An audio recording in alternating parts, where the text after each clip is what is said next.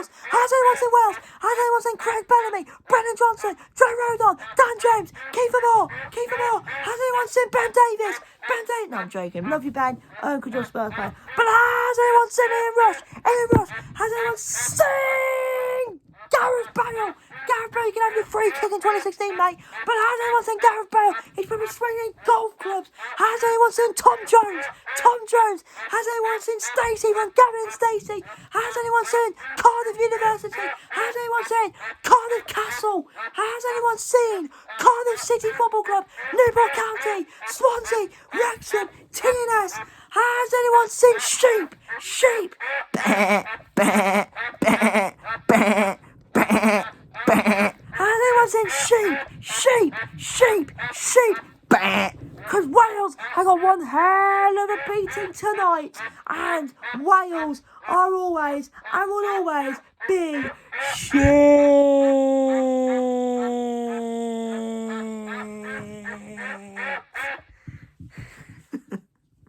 Sorry, I'm sorry. But yeah, full time for Wembley, and it's finished.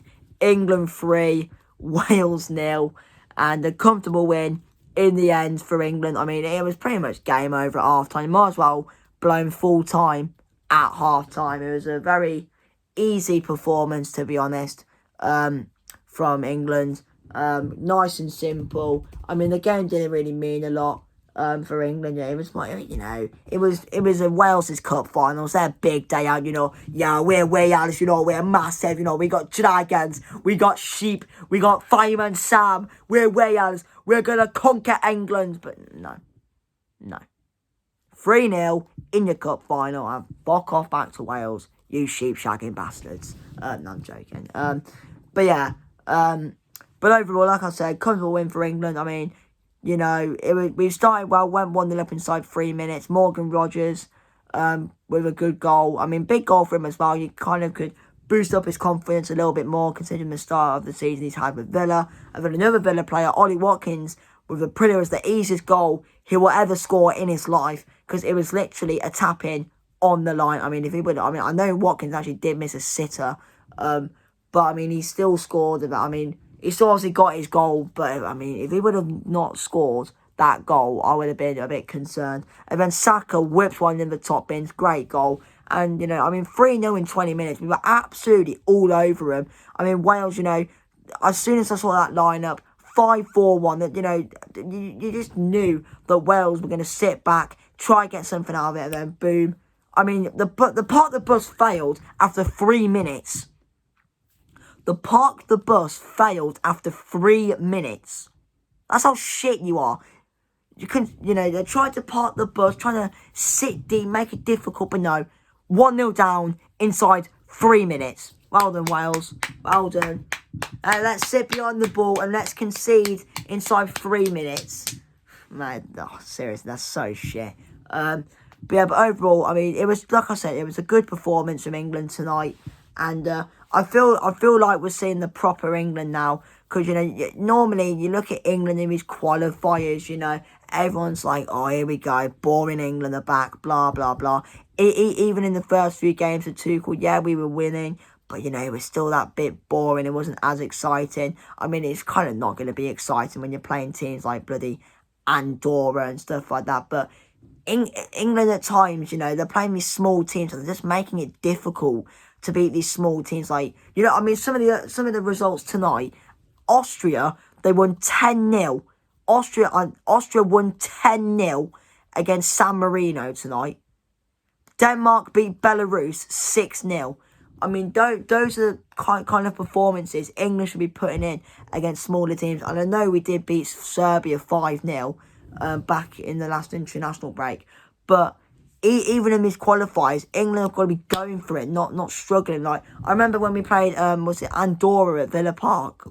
Like, we were kind of crap in that game. We made it difficult to beat Andorra. But then I feel like the last 2 games, Serbia and tonight, we're kind of seeing the real England now, that we're going for it, attacking more, wanting that determination, that grind, that fight, that desire to win. And that's what I want to see more from England in these qualifiers. When we got Latvia on Tuesday, let's not make it difficult to beat them. Because let's be honest, I think we all know what's going to happen on Tuesday. Latvia are probably going to sit back.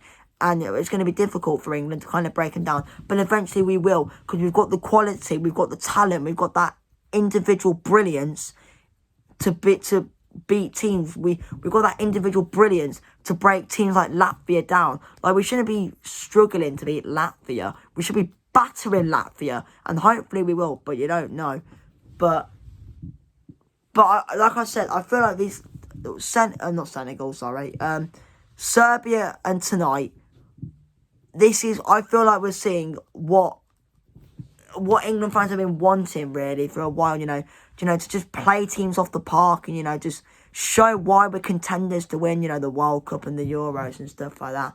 And, and plus as well, I feel like the team as well, certain players are probably getting closer to getting that call-up. I mean, Elliot Anderson, again, was good tonight.